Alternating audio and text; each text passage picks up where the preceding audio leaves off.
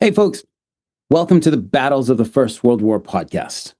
Joining us this evening is Miss Kristin Stelfox, here to discuss some of the Great War's earliest war correspondents. Now, this topic by itself is of interest, but let me add the key detail that these early correspondents were women. For the time period of World War I, this is really something quite new and path-breaking, and with the passage of time, these women have been largely forgotten. And we're here today to say their names again and tell their stories. The book we'll be referencing in this episode is Chris Dubb's An Unladylike Profession. The overview on the Thrift Books website is as follows. And quote, an eye-opening look at women's war reporting. An Unladylike Profession is a portrait of a sisterhood from the guns of August to the corridors of Versailles. When World War I began, war reporting was a thoroughly masculine bastion of journalism. But that did not stop dozens of women reporters from stepping into the breach, defying gender norms and official restrictions to establish roles for themselves and to write new kinds of narratives about women and war. Chris Dubbs tells the fascinating stories of Edith Wharton, Nellie Bly, and more than 30 other American women who worked as war reporters.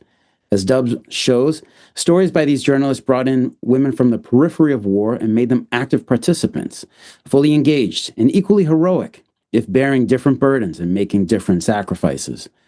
Women journalists traveled from belligerent capitals to the front lines to report on the conflict, but their experiences also brought them into contact with social transformations, political unrest, labor conditions, campaigns for women's rights, and the rise of revolutionary socialism. End quote. With that, Kristin, welcome to the podcast. Thank you. That is such a great summary of a really awesome book that I'm really happy through your podcast, more people are going to get into their hands. Yeah. So let's get right into it. Let's start with yourself. So, Kristin, if you would. So, Kristin and I, well, quote unquote, met through the New Ypres League, thanks to Roger Stewart. So the New Ypres League group, which we'll have to link to it in the show notes. For So sure. through the WhatsApp group there, we started communicating back and forth, and then it was like why don't you come on the podcast and let's talk about some stuff here. So, Kristin, if you would, please tell us about yourself. What has drawn you into studying the Great War? And I know that in a previous conversation, you mentioned you have relatives buried both in France and in Gallipoli in Turkey. Yeah. Love just the serendipitous meet. The WhatsApp group chat that is not silenced. That is one group chat that I let those alerts just chime in. So I'm sure, as most of your listeners know, the Commonwealth War Graves Commission has done really the Herculean task of recording the names and the dates and the places of the fallen.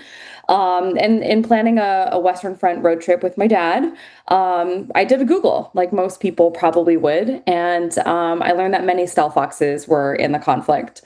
So my cousin on my dad's side is the real genealogist. Our last name is pretty unique, though, so they're somewhere on the family tree. Just to kind of, call them out and remember them. Private Ernest Stelfox of the East Lancashire Regiment. He's on panel 34 of the Menin Gate. Oh, And Private Charles Stelfox of the King's Liverpool Regiment is on the wall at Thiepval. And the staff there were just really lovely, the volunteers that are there. And my dad and I were also able to see a headstone. So we did have someone who actually was able to be buried. And he was from the Lancashire Fusiliers, and he's buried at Polkapel. Also, as we're doing the shout outs to Steve from Salient Tours and the British Grenadier Bookshop, he had an old CD. We were chit chatting about names and people, and he's like, actually, like, let me look if you've got the name of the headstone and the date. And he was able to pull a regimental record of the day of that particular battle when George Henry was killed. And because he was an officer, there was actually a little bit of context for the battle. Very tiny, but for someone who's an amateur historian, it's the nugget that you hope to find, right? As far as what draws me to World War I, there's so many layers.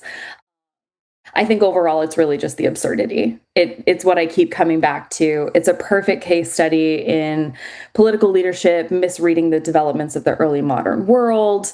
As much, which I think the women in the book really kind of highlight, is it's the folly, right? It is the end of an era and the beginning of this incredibly modern conflict that I don't think that they would have imagined coming at the speed that it does. Like you, I'm a teacher. So Yeah. the absurdity of the assassination is always the story that my kids love.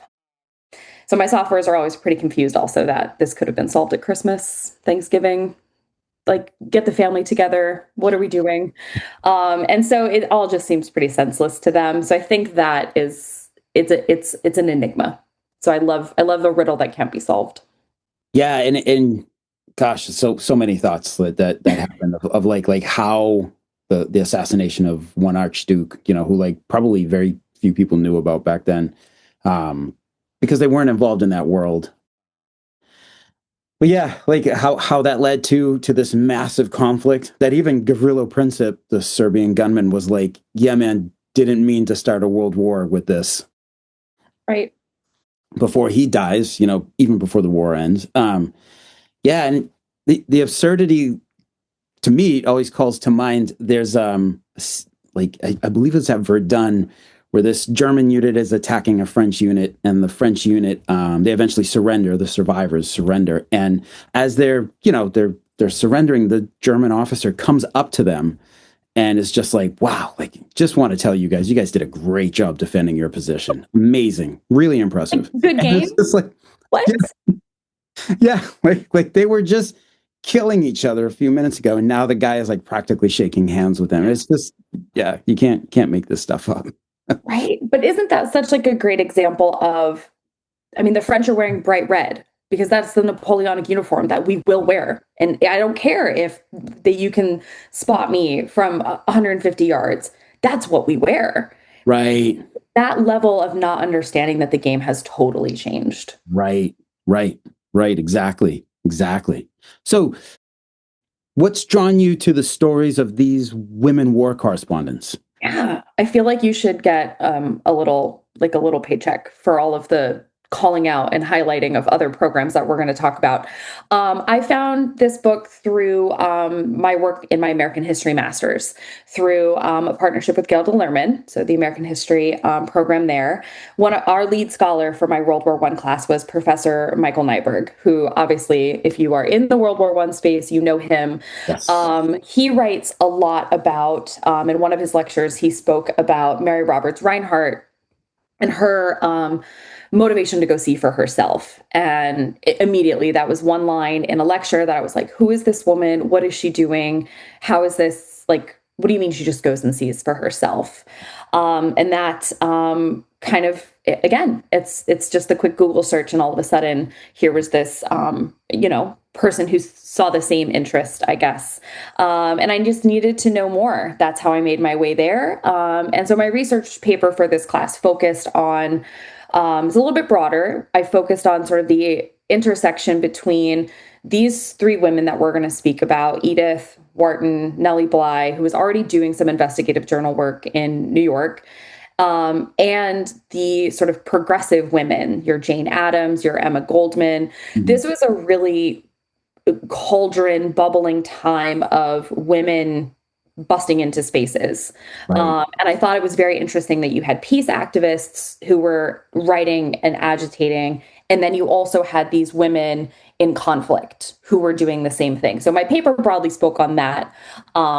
But these three women were doing something really vital for the war front as well. Right. So, like, thinking of the average person out there, but also the World War One enthusiast who may not know of these women.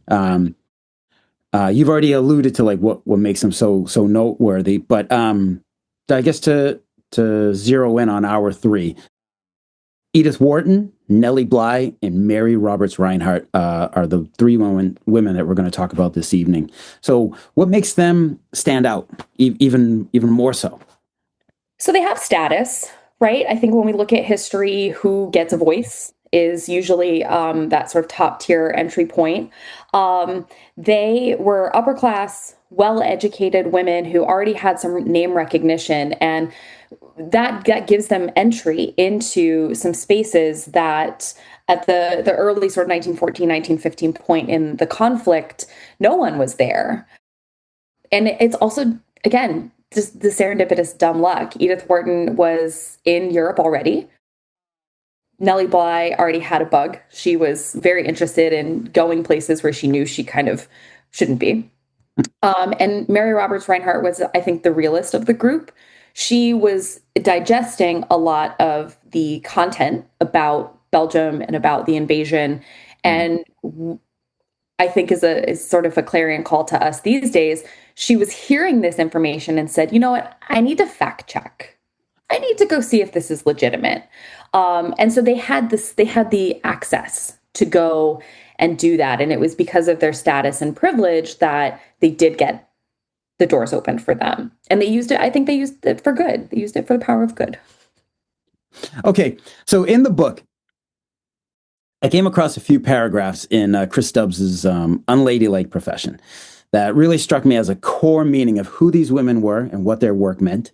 The passage is primarily about Edith Wharton and Mary Roberts Rinehart, but I believe it encompasses all of the women war correspondents, and I will read, it's about a page in length here. So it's in a section called Mapping the Landscape of the War. So, quote, "The war articles of Edith Wharton and Mary Roberts Rinehart ran April through November 1915. Such adept observers of the human condition and so capable of dramatizing it, these novelists became travelers in the war. Their articles have the feel of travel narratives. Sections were prefaced with, 'From my journal,' or carried the location and date.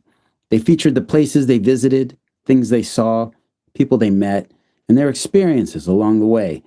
They shared what it was like to travel by ship, train, and automobile in a time of war, as well as their lodgings and meals.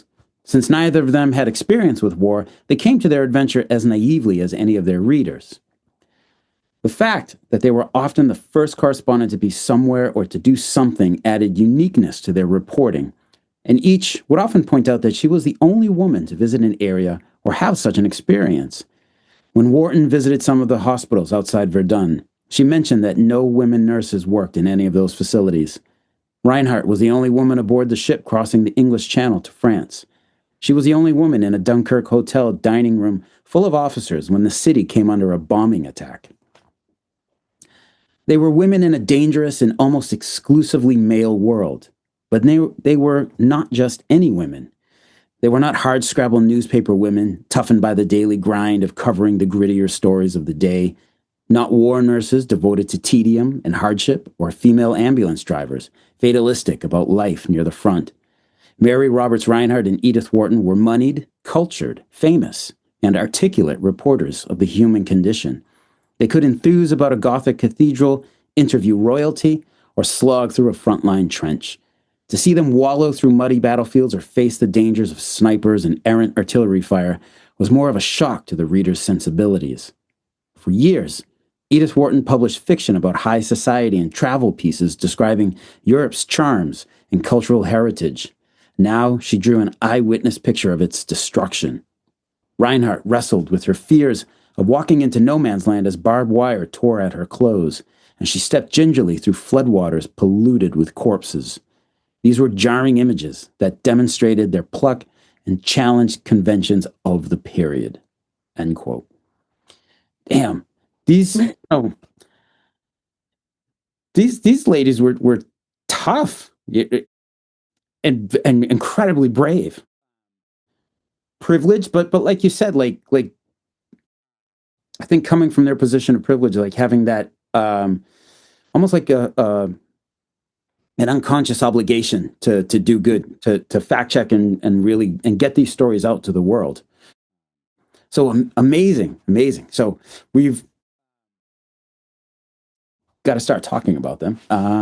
So let's start with Edith Wharton, if we would. Can you tell us about Edith Wharton? Yeah, I think you're right on it with this sort of subconscious cultural obligation.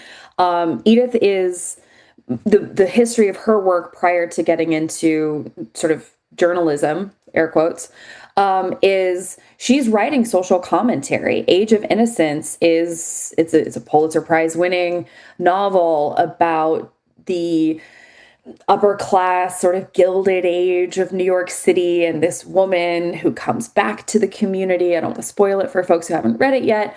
And she brings newness. She challenges the sort of Vanderbilt style of living during the Gilded Age, if you will. Right. And that sends Edith obviously out into, popularity and things of that nature. But by this point in their lives, these women are they're on the sort of sunset years. I don't want to say that as a older woman, but they are like in this time period. They should be mothers, they should be grandmothers, they should be settled down, and Right. that is neither the case for any of them. They're in their 50s, but they are still wanting to see and do, and so obviously Edith Wharton is already in Europe. She is there. She's been living in France for 7 years. So she is a bit of a Francophile. She has this affinity for the countryside. She knows the landscape. And she, much like Mary Roberts Reinhardt, she actually used the women's work of charity to get into these spaces. So they're coming at this from a different angle Mhm. rather than I'm a reporter, I have press credentials, I want to get in there, show me the goods. Right. Um, they want to see, as you mentioned in the quote, where are the women? What's happening to society? She establishes sewing circles inside of France to send product to give women who are fleeing the front, who are coming into Paris, jobs because we have a refugee crisis. Mhm. This is all of the what's a good word to describe it? This is the secondary part of conflict, right? You've got your battle lines on the front, but you have all Right. this periphery damage, and Right. she's Right. catching that and going, "I need to go see more." Yeah, I'm not sure if it was. What I'm kind of confusing them now, but I think it was Edith Wharton. I think she was visiting the hospitals, and I think she used her credentials as like being an American and knowing that she could get the word out to get donations in to folks, and they were kind of shutting off access. And she's like, "Well, you guys can always just fund yourselves," and they're like, "Okay, yep, yep, yep, Right, yep, let come you on right in." in. Yeah, Yeah. And that also that credential of being an American, right? Technically, we're still neutral. yep, We also are sending. Um, they're arriving as well-known people. Edith Wharton is a well-known writer. She's right, not a spy. So right, even that mysteriousness isn't necessarily required. That anonymity probably would have worked in a negative had she just been someone who wanted to come and see. That's a little bit curious. Why? Why are you here? And here instead, she's like, "Hi, I'm Edith Wharton. I have a Pulitzer. Like, what's going on? Where's the right, money going?" right, And they're like, "Let's show you because we need, like you said, that faucet needs to keep flowing because we need help." right. Yeah, I think one of the quotes that I really loved, it's certainly in the book. It's after the flags come the wounded. So even in the writing, we're already getting this different lens of it's not quite propaganda. When I read her works, I don't get this sort of jingoistic or like, let's continue to fight, although it does support preparedness movements in the US at home. It Mhm. is a very, we would now call it a human interest story. She is saying that this war is as bad as the propaganda is making it out to be, essentially. Wow, Yeah, wow. Dang. it's heavy. Yeah, I found it interesting that Edith Wharton is brought out to the Argonne Forest area in 1915. This is even before the Battle of Verdun a year later, but like highlighting the stories out there, but also highlighting an interesting story about Sister Gabrielle, a French nun who amazing story that I picked up somewhere else along the line in my reading, but I was like, oh my God, yes, yes, Sister Gabrielle, like this I believe Edith Wharton met with her, Yeah. and this woman, just for listeners, Sister Gabrielle, it's a pretty wild story that I hope to make a little episode of it. But a French nun who stood up to the invading Germans. Pretty amazing story. Um, yeah. I actually, yeah, I do. I think she's in the article. So obviously, Dubs references many of the works that the Mhm. women published. So Scribner's magazine was sort of the string through which Edith Wharton starts to get paid on the daily. And all of those are still available online, PDF form. I printed one today just to see how, how it hold up, and is it flowery, is it, is she doing literature, what is she Yeah. doing?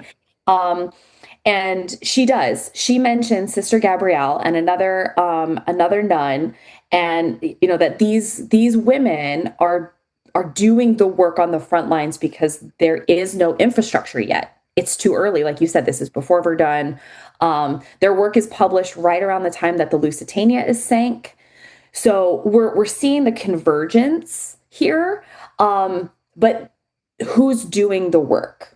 These young men are in the trenches that are being built. She describes them as impossible to distinguish between the French and the German lines. They're only 100 feet apart. But it's nuns. They are the people who are opening their churches, the basements, the rectories to care for the wounded. And then they are also telling the Germans, keep it moving, which is insane. Yeah. Yeah. All right. Weird. That's Edith Wharton, which is plenty to read, and that's so amazing that you can access her work today. Like I God, it makes so much sense, but like you just don't think of it. It's all available online, and listeners, you guys can get out there and read these articles firsthand that were written right during the war. So, moving on now, Mary Roberts Reinhardt. Now, when I heard that name, I was like, I know that name, and turns out I actually have her one of her like mystery novels on my shelf. It's called 23 and a half hours leave. I read it last Christmas. It's a quick read, interesting, quick quick book, not too deep, entertaining. And but I think she was a well-known mystery fiction author already when she goes. So can you tell us a little more about her?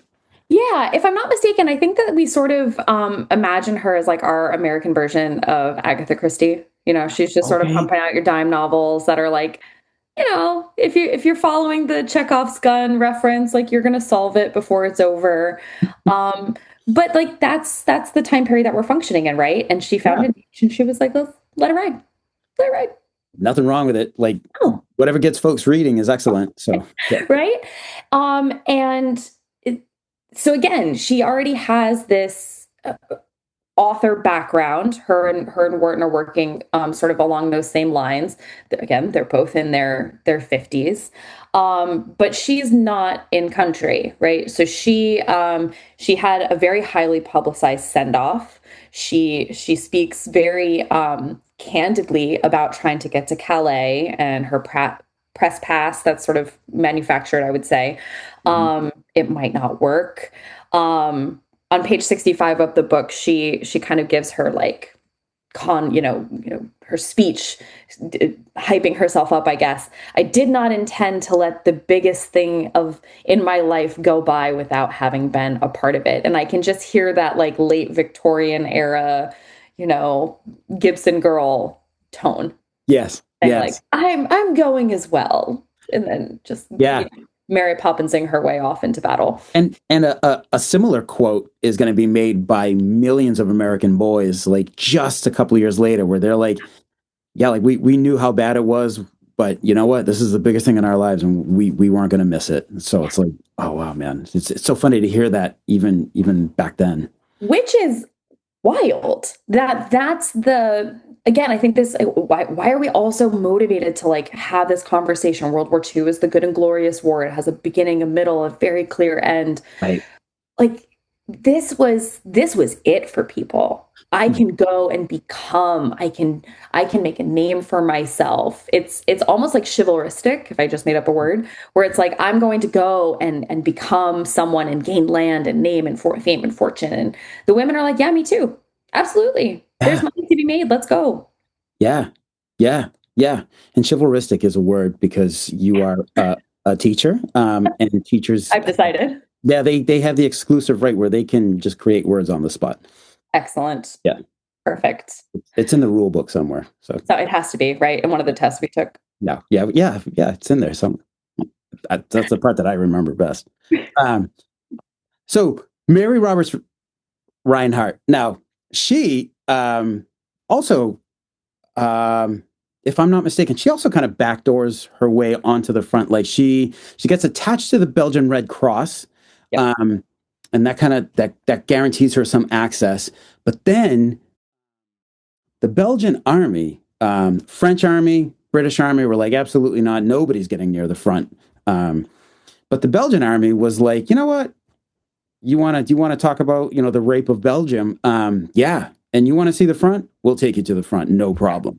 And it's interesting the way Dubs writes it. It's like the Belgian army didn't quite know what they were doing either. They had never brought reporters like to the front before. So they bring Mary Roberts Reinhardt along with like five other male journalists Right. and take them to the Iser front where like they are just a few hundred meters away from the Germans, and the with the magnesium flares popping up at night, and like Mary is talking about like, oh my god, like that the water, like she knows that there's bodies in the water, like the place stinks, like the barbed wire is ripping up her leggings and stuff like that. And it's like it's real. And she's talking to Belgian soldiers who are like, yeah, the Germans are like 150 yards away, like. And I think even she was a little bit like, oh man, like I kind of didn't realize I was going to be this deep into it. Like,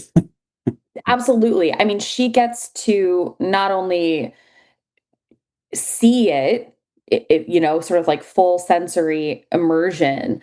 Um, that there's five more British correspondents that then show up because again, like I think the push and pull, and we probably have seen this also in modern conflict, right? You want the news out of successes. You want to gin up that patriotism and interest and home front support, but at the same time, you also want to censor, and they haven't, as you said, they haven't figured out how to do that quite correctly yet. But by the time those other five British journalists show up, we get J.M. Barrie, Peter Pan, we get Arthur Conan Doyle. So we're getting big names who are bringing also a different, more I would say war correspondent style, where Roberts Reinhardt is still using that Belgian Red Cross access to navigate both what's in her own book, which is also still in print, if you are so really? interested. Yeah, Kings, Queens, and Pawns, an American Woman at the Front. Oh, The margins are wildly tight.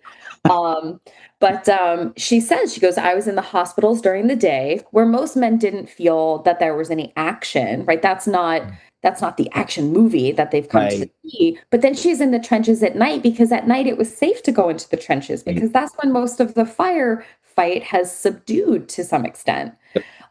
So it's sort of she's bookending it in a very different way. Amazing, amazing. Also, in reading, so she visited. I hope I don't to my Belgian friends, particularly to Bart de Beer. I hope I don't butcher this. Is Ode Stuvekenskirke. It was a little hamlet that was destroyed. In that little hamlet, there was a church that a brother Marshal Lecoux. He was a forward artillery observer. So this gentleman, I believe, he was a monk, very motivated by the invasion of Belgium to serve his country. I believe he was already a serving monk at the time, and then he kind of like, I think, paused his vows with permission, became Wow. a Belgian army officer, and he is the monk soldier in that church that Mary Roberts Reinhardt meets at night.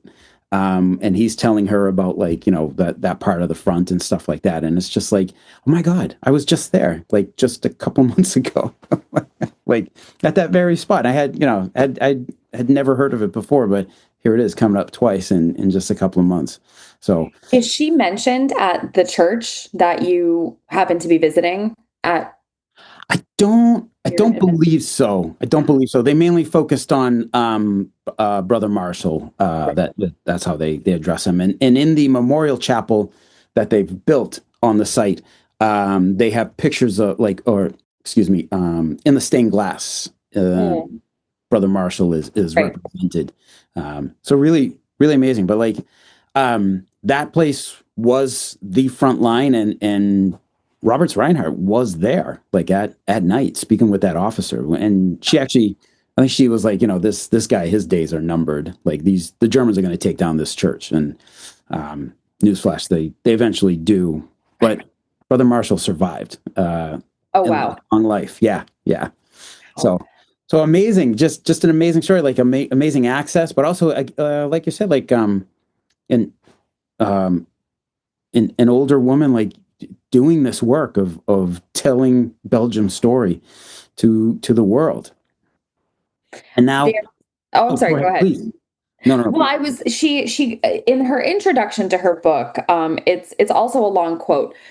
For I'm always, as a teacher, I'm always looking for primary sources. What's Mhm. new? What can I blend together?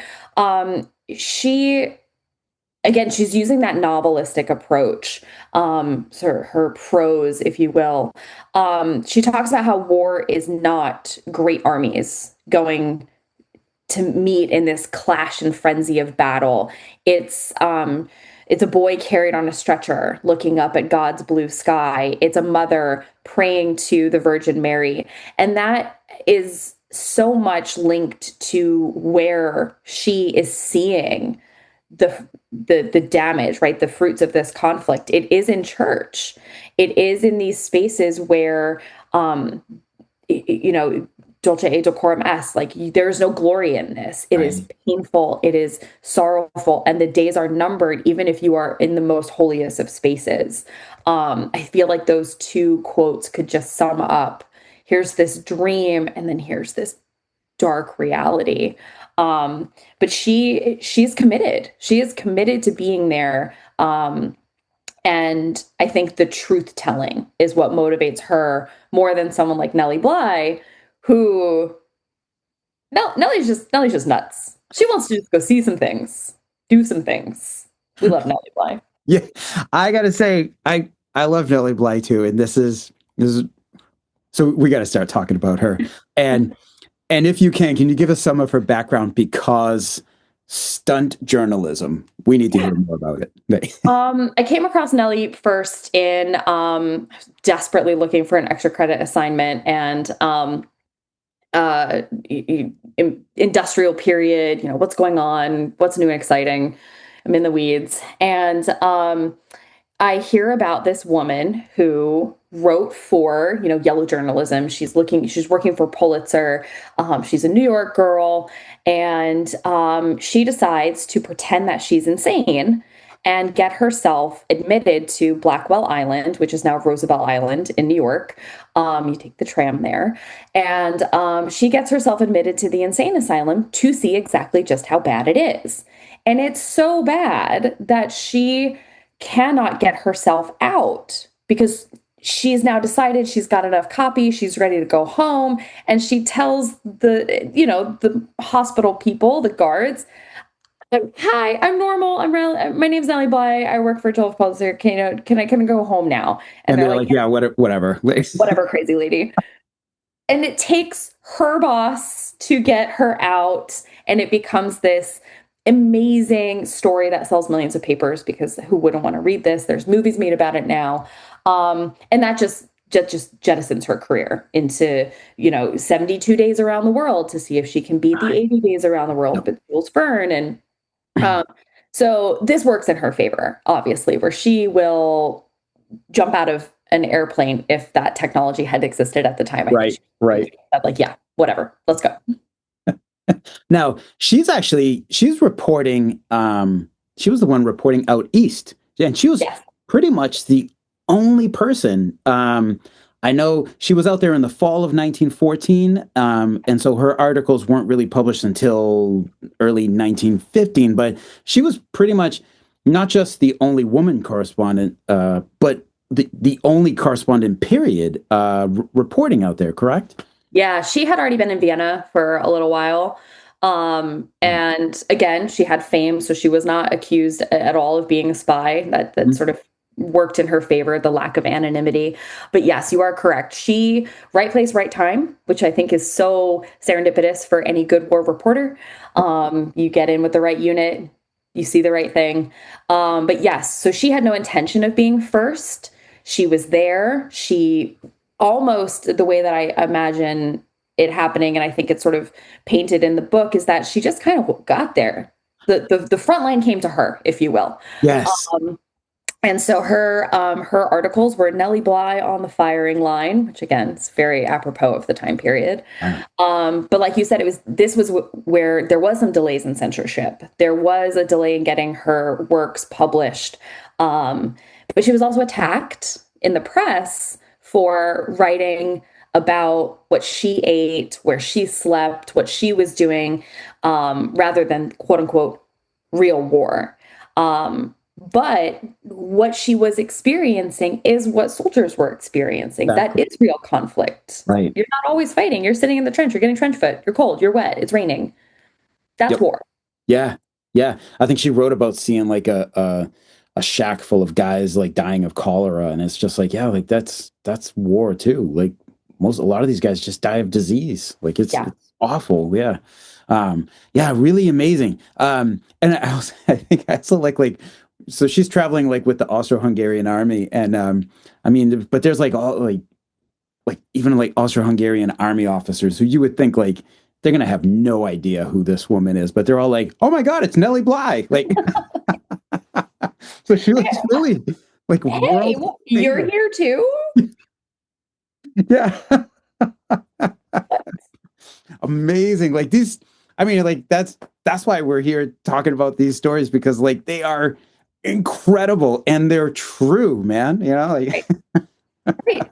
I mean, she's at now this is where my Austro-German Hungarian, I took French poorly, sorry, high school French teacher. Is it Zermil? It's basically Austro-Hungary Stalingrad. And oh she's yes. there. So That's 21 short articles in 2.5 months, and she's at Austro-Hungarian Stalingrad. yeah, Again, we're not just seeing like, oh, I want to go up in the tower and hang out with the sniper today. It's I'm in it. yeah, yeah. Ooh, and now I'm going to ask apologies of my Polish friends. I think it's pronounced Premish. Oh It's gosh, an incredibly that sounds difficult more word to right. pronounce. Yeah. But yeah, I know exactly what you're talking about. Yes, yes, she's reporting from there, and again, like very even today, like it's still. I mean, there's been a book on that battle recently within the last 5 6 years, but Eastern Front is still of Eastern Front World War One is still like, I mean, definitely not as many books as are produced on the Absolutely, front. So for amazing. sure. Yeah, and obviously in the book, he there are more folks who show up on the Eastern Front. There are some who are deep into Russia, Hmm. embedded, experiencing the Russian Revolution firsthand.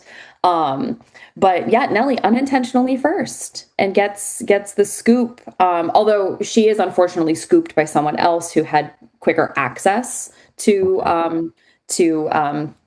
text, text to speak.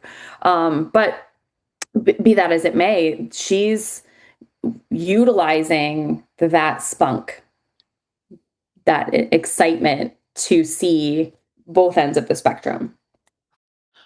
I am I'm still working my way through the book.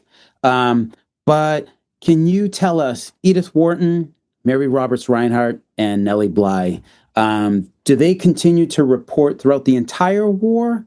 And um, what of their post-war lives? Oh my gosh, that's a great question. I was so in the weeds about what they were doing, 1914, 1915. Hmm. Most of them, I'm so happy to be fact checked later because I will go offline and correct myself. Yeah, Um, no worries. Roberts Reinhardt gets the scoop. She gets to sit with Foch, and Right. he goes over the map with her. Yeah. Um, and a lot of them do continue to speak out about the atrocity piece. Okay. Roberts Reinhardt does come home, and she is that voice of, she's the clarion voice for truth, that no, as much as we want to imagine that the Germans are not as barbaric as the reports coming out of Belgium were, it is as bad. And that sort of conversation funnels into, we have a moral obligation to move into readiness, Building that argument. Yeah. building that argument for um, entering the conflict, for democracy, etc. I think that Nellie also, she speaks to that in the article from Lorraine and the Vosges, Okay. that is available online. That her last quote that she says here is that men who made the war and men who had been made by it. So she's even calling out that obviously in France and in on the continent, if you didn't volunteer, there was the white feather that was poked on you. I think that they do unintentionally support that war effort Hmm. because of just the raw violence that they see. Um, but they do. I mean, I don't think Nellie writes anything more once she's home, because once back in the United States, they do kind of sort of settle back into that sunset years of post-war Gotcha. running through what they've been able to do, doing Hmm. a little bit of work, I guess, like here rather than there. Right. Um, because as the book goes on, more younger, different lens women. There's a woman who joins the U.S. Army as, if you haven't gotten to that section in the book yet, Oh, not she yet. actually joins as like an official war correspondent for the U.S. Army. So this professionalizes a little bit over time. Which then, of course, we know shifts because you have Lee Miller in World War II, who's actually not allowed to be part of the US military. They don't allow women war correspondents. So she has to go through Vogue magazine. Um, hash, Shout out to the great Lee Miller movie with Kate Winslet. It's so good. And then we see this again in Vietnam, where women who were in Saigon wanted to see things. And because Vietnam is a little bit different, Right. because it's not officially a designated act of war, Hmm. that ban on women reporters was not enforced until Westmoreland ends up having an accidental encounter with a daughter of a friend he knew in California. And then Wow. he's like, these women can't be here. This is unsafe. Yeah. Yeah. And the women band together as the war reporters, and get that overturned. So they're allowed to go back out into the field. Wow. Wow. Yeah. So there's Wow. a whole genre of women war reporters that Yeah. is waiting for your audience to discover. Amazing. Amazing. But these women and these three that we've been talking about and the others mentioned in the book, they are these are like the real path breakers. Like like they really opened up the way for this. They're the real deal. Yeah, stunning, stunning. And folks, like you've got to read about Nellie Bly. I mean, it is she's just an extraordinary person. She's Like, nuts. yeah. Yeah. And if you're a New Yorker and you've only been to Roosevelt Island a handful of times, you're taking the tram, if you're a tourist, make sure it's on your list, because there is some work, there is some plaques for her there. So she's a New York girl. Oh, Yeah. amazing. Super cool. Super cool. Kristin, thank you so much for coming on the podcast this evening. What a fantastic episode. This has been the best. That's awesome. Well, I'm glad. I'm glad. Yeah. So, folks, we have an unladylike profession. My apologies. We'll link to it in the show notes. We will link to anything else that we can. Kristin, if you can send me some links of like how to get some of Edith Wharton's stuff, we'll put that in the show notes as well. Absolutely. Yeah. And any future projects or anything else you're going to be working on in the future or studying? Yeah. So I'm not sure when this podcast is going to air, but Columbus Day weekend, I will be at the Pennsylvania Historical Society conference, Yeah. talking about slavery in the Atlantic, which is a wild pivot from World War I. Yeah. And then if you happen to be at the National Council for Social Studies Conference in DC, I will be there presenting on women's history and how to build a women's history curriculum. Saturday morning, I think, Friday morning, one of those mornings, very early. Coming up this week? Coming up this December. Wow. Yeah. Wow. Amazing. So if you happen to be in DC, say hi and, let's connect. All right. All right. Well, very cool. Thank you. All right.